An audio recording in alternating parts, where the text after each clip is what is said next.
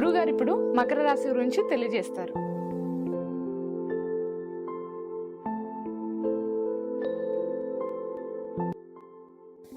తదుపరి మకర రాశి.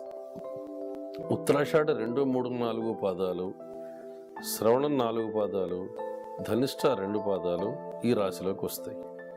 ఈ రాశి వారికి ఈ జైనామ సంవత్సరంలో ఆదాయం 5, వ్యయం 5, గౌరవం 3, అవమానం 3.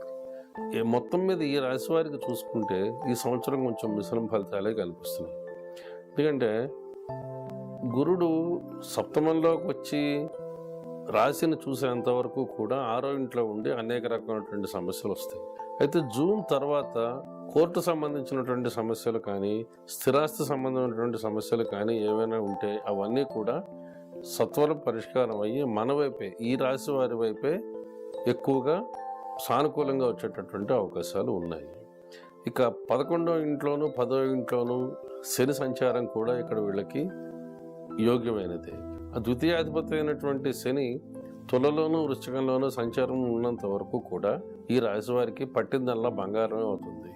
విద్యార్థులు మాత్రం కొంచెం శ్రమ పడాల్సినటువంటి పరిస్థితి ఉంది.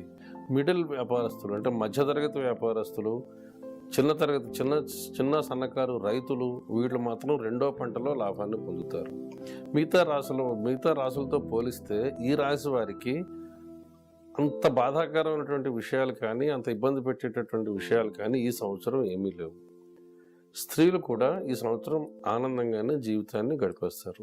విదేశ యోగం కోసం ప్రయత్నం చేసే వాళ్ళకి మాత్రం తప్పకుండా విదేశ యోగం అనేది ఈ సంవత్సరం జరిగి తీరుతుంది. గ్రీన్ కార్డు కూడా ప్రయత్నం చేస్తున్న వాళ్ళకి గ్రీన్ కార్డు దొరికే అవకాశం కూడా ఈ సంవత్సరం అవకాశం ఉంది. అయినప్పటికీ ఈ రాశి స్త్రీలు కానీ పురుషులు కానీ శని భగవాను ఆరాధన చేసుకోవడము, శని ఆలయాలకు వెళ్ళి దర్శనం చేసుకుంటూ ఉండడము, శనివారం నియమం చేయడం అనేది చెప్పదగినటువంటి సూచన.